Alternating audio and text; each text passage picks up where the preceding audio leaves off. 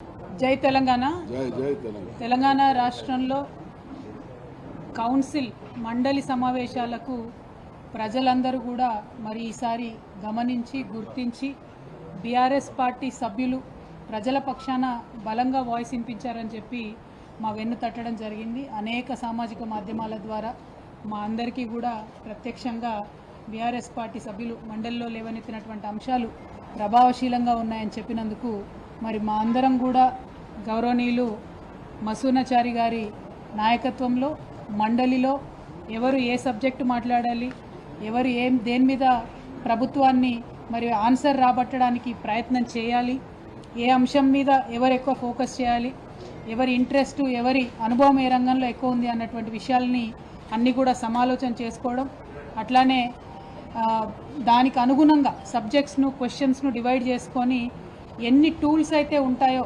మండలిలో జనరల్గా హౌస్లో చాలా రకాలుగా ప్రశ్నించేటటువంటి అవకాశం ఉంటుంది. ఆ ప్రశ్నించేటటువంటి అన్ని రకాల టూల్స్ని వాడుకొని మేమందరం కూడా ప్రభుత్వం నుండి ఆన్సర్ రాబట్టేటటువంటి ప్రయత్నం చేసినాం. స్పెషల్ మెన్షన్స్ ఉంటాయి, పిటిషన్స్ ఉంటాయి, ప్రశ్నలు ఉంటాయి, షార్ట్ డిస్కషన్ ఉంటాయి, బిల్లులు వచ్చినప్పుడు డిస్కషన్స్ ఉంటాయి. వీటన్నిటిలో కూడా చాలా సక్సెస్ఫుల్గా ఈసారి బీఆర్ఎస్ పార్టీ మండలి సభ్యులందరం కూడా చాలా చురుకుగా పాల్గొనడం జరిగింది. ప్రత్యేకించి మండలి ప్రారంభమయ్యే ముందు ప్రతిరోజు ఉదయం కూడా ఒక్కరోజు కూడా వేస్ట్ చేయకుండా మొదటి రోజు పసుపు పంటలు మరి వాటికి మద్దతు ధరకు సంబంధించిన అంశం, రెండవ రోజు మిర్చి రైతులకు సంబంధించి వారు పడుతున్నటువంటి కష్టాల గురించి, మూడవ రోజు రాష్ట్ర వ్యాప్తంగా పంట నష్టం జరిగింది, దాని మీద ప్రభుత్వం ఆదుకోవాలని చెప్పినటువంటి అంశం, అట్లానే ఆడపిల్లలకు స్కూటీలు ఇస్తామని చెప్పి మీరు ఇవ్వనటువంటి అంశం, అట్లానే ఫీజు రియంబర్స్మెంట్ మీద ఇంకొక రోజు, తులం బంగారం మహిళలకు ఇస్తామని చెప్పి ఇవ్వనటువంటి అంశాన్ని ఇంకొక రోజు, రైతు రుణమాఫీ మీద ఇంకొక రోజు, రైతు భరోసా మీద ఇంకొక రోజు, ఇట్లా ప్రతిరోజు కూడా ఒక అంశాన్ని తీసుకొని ఒక వినూత్న రీతిలో ప్రదర్శన చేసి ప్రభుత్వం యొక్క దృష్టిని ఆకర్షించి తద్వారా ప్రజల సమస్యల పరిష్కారం కోసం మా వంతు ప్రయత్నం మేము చేయడం జరిగింది. మరి అంతేకాకుండా ఈసారి మండలిలో గవర్నర్ ప్రసంగం నుంచి మొదలు పెడితే ఆ రోజు నుంచి కూడా మండలిలో మేము ప్రొటెస్ట్ చేసినాం ప్రభుత్వం మీద. గౌరవ ముఖ్యమంత్రి గారు మాట్లాడడానికి వచ్చినప్పుడు అంతకుముందు వారు మా నాయకుడు కేసీఆర్ గారి పైన చేసినటువంటి అనుచిత వ్యాఖ్యలకు ప్రొటెస్ట్ చేయడంతో ఈ సభ ప్రారంభిస్తే చివరి రోజు కూడా మరి ఫీ రియంబర్స్మెంట్ విషయంలో ప్రభుత్వం నుంచి ఒక నిర్దిష్టమైనటువంటి జవాబు మేము రాబట్టగలిగినాం. ఇది కేవలం బీఆర్ఎస్ పార్టీ మండలి సభ్యులందరూ చేసినటువంటి పోరాటం అని చెప్పి నేను బలంగా నమ్ముతా ఉన్నాను. ఇన్ని రోజులు ఫీ రియంబర్స్మెంట్ మీరు 8,000 కోట్లు ఇవ్వాలంటే జవాబు చెప్పనటువంటి ప్రభుత్వం మొన్న మండలిలో గౌరవ ముఖ్యమంత్రి గారు 12 నెలలలో పాత అప్పులను నెలకింత అని తీరుస్తామని చెప్పి కొత్తగా ఇవ్వాల్సిన ఫీ రియంబర్స్మెంట్లు ఆన్ ద స్పాట్ ఎప్పటికప్పుడు పేమెంట్ చేస్తామని చెప్పి మండలి సాక్షిగా వారు మాట ఇవ్వడం జరిగింది. మరి మండలిలో జవాబు రాబట్టగలిగినటువంటి మేమందరం వారు ఇచ్చినటువంటి మాట పూర్తి చేసేంత వరకు కూడా వారిని ఎండగడుతూనే ఉంటాం, ప్రజాక్షేత్రంలో వారిని వెంటాడుతూనే ఉంటామని ఈ సందర్భంగా తెలియజేస్తూ ఉన్నాం. అట్లానే ఈ సెషన్స్ ప్రత్యేకించి మన రాష్ట్ర చరిత్రలో నిలిచిపోయేటటువంటి సెషన్స్.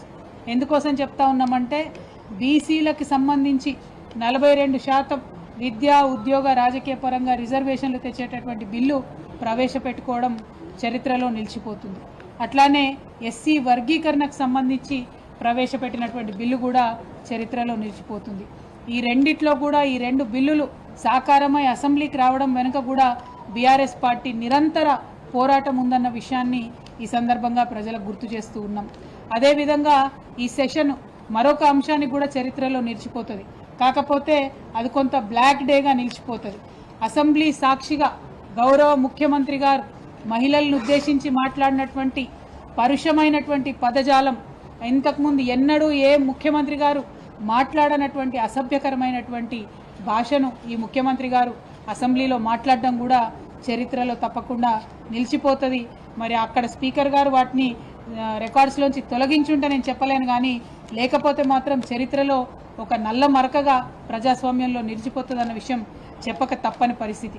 ఇక ఇక్కడ అక్కడ బీఆర్ఎస్ పార్టీ కౌన్సిల్లోనూ అసెంబ్లీలోనూ ఎంత ప్రశ్నించినా ప్రభుత్వం జవాబు చెప్పకుండా పారిపోయినటువంటి అంశం ఏంటంటే అప్పులకు సంబంధించినటువంటి అంశం. మాటి మాటికి కేసీఆర్ గారి మీద మీరు 7 లక్షల కోట్లు అప్పు చేసిరని ఒక రోజు, 6 లక్షల కోట్లు అప్పు చేసిరని ఒక రోజు, 8 లక్షల కోట్లు అప్పు చేసిరని ఇంకొక రోజు. ప్రభుత్వంలో ఉన్నటువంటి పెద్ద మనుషులందరూ కూడా రోజుకొకటి వాళ్ళకి ఇష్టం వచ్చినటువంటి నంబర్ యాడ్ చేసుకొని మా మీద దాడి చేసింది. అది ఎన్నికల ముందుకు జరిగినటువంటి దాడి, ఎన్నికల తర్వాత కూడా అదే దాడిని వాళ్ళు కొనసాగిస్తూ ఉన్నారు. ఇవాళ అధికారంలోకి వచ్చిన తర్వాత నిజానికి చాలా ప్రశాంతంగా పరిపాలన చేసుకోవచ్చు, కానీ బీఆర్ఎస్ పార్టీ వారిని ప్రశ్నిస్తున్నటువంటి వైఖరితోని వారు బాగా ఫ్రస్ట్రేషన్కి లోనై ఇంకా కూడా తప్పులు చెప్తా ఉన్నారు అప్పుల విషయంలో అన్న విషయం ప్రజలకు తెలియజేస్తూ ఉన్నాం. ఇవాళ నేను మీ అందరికి కూడా పార్లమెంటులో 2 రోజుల క్రితం మన పార్లమెంటులో కేంద్ర ప్రభుత్వం ఇచ్చినటువంటి జవాబును చూపిస్తూ ఉన్నాను. ఈ జవాబులో చాలా స్పష్టంగా ఇది 24 మార్చి 2025, ఇవాళ 28వ తారీఖు, 4 రోజుల క్రితం కేంద్ర ప్రభుత్వం పార్లమెంట్లో ఇచ్చినటువంటి జవాబులో తెలంగాణ రాష్ట్రంలో ఉన్నటువంటి అప్పులు మొత్తం కూడా 4,42,298 అని చాలా స్పష్టంగా జవాబు ఇవ్వడం జరిగింది. 4,42,298 కోట్ల రూపాయల అప్పు అని చెప్పి చాలా స్పష్టంగా చెప్పింది. అంటే ఈ అప్పు జిఎస్డిపి పర్సంటేజ్లో చూస్తే కేవలం 26%. అదే మన గౌరవ ముఖ్యమంత్రి గారు దీని నంబర్ డబుల్ చేసి 8 లక్షల కోట్ల అప్పు అని చెప్పి మరి వారు చెప్పడం అన్నది చాలా దురదృష్టకరం. సభలోనన్నా ఇప్పటికన్నా నిజం చెప్పండి. మీరు అబద్ధాలు చెప్పే అధికారంలోకి వచ్చినారు, వచ్చిన తర్వాత మీరు చెయ్యలేని హామీలు ఉంటే ప్రజల క్షమాపణ చెప్పి ఇదిగో మేము అబద్ధాలు చెప్పి అధికారంలోకి వచ్చినాయని ఒప్పుకుంటే మర్యాదగా ఉంటుంది. కానీ ఇప్పటికి కూడా మేమే బుల్డోజ్ చేస్తాం అని చెప్పి మాట్లాడడం అన్నది కరెక్ట్ కాదు. ఒకటి అప్పుల విషయం అయితే, మరి ఇంకొక విషయం కాళేశ్వరంలో ఉన్న బ్యారాజ్ల గురించి గౌరవనీయులు ఉత్తమ్ కుమార్ రెడ్డి గారు అసెంబ్లీ సాక్షిగా కూలిపోతాయన్న ప్రచారంలో వాస్తవం లేదు అని చెప్పి ఉత్తమ్ కుమార్ రెడ్డి గారు ప్రకటించడాన్ని ఈ సందర్భంగా ప్రజలకు గుర్తు చేస్తున్నాం. ఇన్ని రోజులు పంటలు ఎందుకు ఎండిపోతున్నాయి, లక్షలాది ఎకరాలు ఎండిపోతున్నాయి అంటేనేమో అవి వాడడం కరెక్ట్ కాదని చెప్పినారు. మరి నిన్ననేమో 2 బ్యారేజీలు బాగానే ఉన్నాయి, వాడవచ్చు, నీళ్ళు ఇవ్వచ్చు అని వాళ్ళే చెప్పారు. అంటే నీళ్లు ఇవ్వకపోవడం అన్నది మీ వైఫల్యం కాదా అన్న విషయం ప్రభుత్వాన్ని మేము సూటిగా ప్రశ్నిస్తూ ఉన్నాం.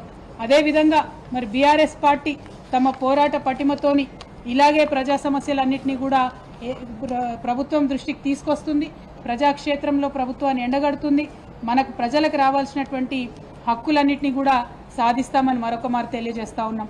మరి మా సభ్యులు ఎమ్మెల్సీలు అక్క సత్యవతి అక్క గారు బీఆర్ఎస్ పార్టీలో మరి వారు మంత్రిగా పనిచేసినారు, ఇవాళ ఎమ్మెల్సీగా 2 టర్ములు పనిచేసి 1 టర్ము పనిచేసి మరి ఇప్పుడు రిటైర్ అవుతూ ఉన్నారు. తప్పకుండా రాజకీయాల్లో రిటైర్మెంట్ అనేది ఉండదు.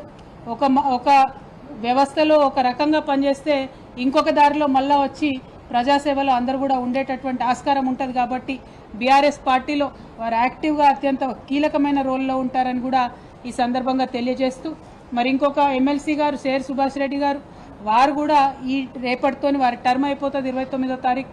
కానీ వారు కూడా కేసీఆర్ గారికి సన్నిహితులు, ప్రజాక్షేత్రంలో చాలా కీలకంగా వారు కూడా ఉంటారని చెప్పి తెలియజేస్తూ ఉన్నాం. మరి గౌరవ పెద్దలు మహమూద్ అలీ గారు కేసీఆర్ గారికి కుటుంబ సభ్యులు లాంటి వారు 2001 నుంచి కేసీఆర్ గారికి చేదోడు వాదోడుగా ఉంటూ మరి ఈ రాష్ట్రానికి తొలి మైనారిటీ డిప్యూటీ సీఎంగా చరిత్రలో నిలిచిపోయినటువంటి వ్యక్తి. వారి హోమ్ మినిస్టర్గా, రెవెన్యూ మినిస్టర్గా అనేకమైనటువంటి సేవలు చేసినారు. వారు కూడా బీఆర్ఎస్ పార్టీలో యాక్టివ్గా ఉంటూ ముస్లిమ్స్ సమస్యలను అదేవిధంగా ప్రజా సమస్యలను తప్పకుండా ముందుకు తీసుకొని వెళ్తారు. ఈ రిటైర్మెంట్ అనేటటువంటిది మా ఎమ్మెల్సీలందరికీ విరామం మాత్రమే, విశ్రాంతి కాదు. కాబట్టి ఇంకా ఏదో ఒక స్థాయిలో ఎక్కడో ఒక చోట పార్టీలో యాక్టివ్గా పనిచేస్తూ ఉంటారు. బీఆర్ఎస్ పార్టీ మీకు తెలుసు మరి రజతోత్సవం జరుపుకోబోతా ఉంది త్వరలోనే. 25 వసంతాల పండుగని వరంగల్ దగ్గర ఉన్నటువంటి ఎల్కతుర్తి క్రాస్ రోడ్స్లో చాలా పెద్ద ఎత్తున లక్షలాది మందితోని ఏప్రిల్ 27వ తారీఖున భారీ బహిరంగ సభ నిర్వహించబోతా ఉన్నాం. అది ఎట్లా ఉంటుంది అని అంటే చరిత్రలో అరే తెలంగాణలో మరొక కుంభమేళా జరిగిందని ప్రజలందరూ కూడా చెప్పుకునే అంత పెద్దగా ఉంటుంది. ఎందుకంటే మా కార్యకర్తల్లో ఇప్పుడు ఉన్నటువంటి ఉత్సాహం, ప్రజల్లో ఉన్నటువంటి ఉత్సాహం, జరుగుతున్నటువంటి ఏర్పాట్లు అంటే 10 లక్షల వాటర్ బాటిళ్ళు, దాదాపు ఒక 15 లక్షల మజ్జిగ బాటిళ్ళే తెస్తూ ఉన్నామంటే మరి ఏ స్థాయిలో ఏర్పాట్లు జరుగుతూ ఉన్నాయో ప్రజలు కార్యకర్తలు అందరూ కూడా సంబరంగా సంతోషంగా 25 వసంతాల ఈ బీఆర్ఎస్ పండగకు హాజరు కావాలని చెప్పి మేము కోరుతా ఉన్నాం. 25 వసంతాల బీఆర్ఎస్ పార్టీ అంటే 25 సంవత్సరాల తెలంగాణ చరిత్ర. మనం ప్రపంచంలోనే అద్భుతంగా పోరాడినటువంటి ఫ్రెంచ్ రెవల్యూషన్తో తెలంగాణ ఉద్యమాన్ని ఎప్పుడైనా కూడా సరిపోల్చి చూసుకుంటాం. మనం ఆ ఉద్యమంలో పాల్గొన్నాం, విజయ తీరాలకు చేరుకున్నాం, రాష్ట్రాన్ని సాధించుకున్నాం, వచ్చినటువంటి రాష్ట్రాన్ని భారతదేశంలో నంబర్ 1గా నిలబెట్టుకున్నాం. సో ఇవి చిన్న విజయాలు కాదు, చరిత్రలో నిలిచిపోయేటటువంటి విజయాలు. ఈ విజయాలన్నింటినీ కూడా ఖచ్చితంగా మనం సెలబ్రేట్ చేసుకోవాలి. దానికోసం వరంగల్లో జరుగుతున్నటువంటి బహిరంగ సభలో అందరం కూడా పెద్ద పెట్టున పాల్గొనాలని ఈ సందర్భంగా నాయకులకు, కార్యకర్తలకు, ప్రజలకు అందరికి కూడా పిలుపునిస్తూ, మరి ఏ క్షేత్రంలో ఉన్నా, ఏ స్థాయిలో ఉన్నా, అది మండలి అయినా, అసెంబ్లీ అయినా, పార్లమెంట్ అయినా, ఎక్కడున్నా బీఆర్ఎస్ పార్టీ తెలంగాణ ప్రజల పక్షాన తమ పోరాటం ఇట్లానే కొనసాగిస్తుందని ఈ సందర్భంగా మరొక మారు తెలియజేస్తూ, ఇప్పటికైనా ప్రభుత్వం తన వైఖరి మార్చుకోవాలి.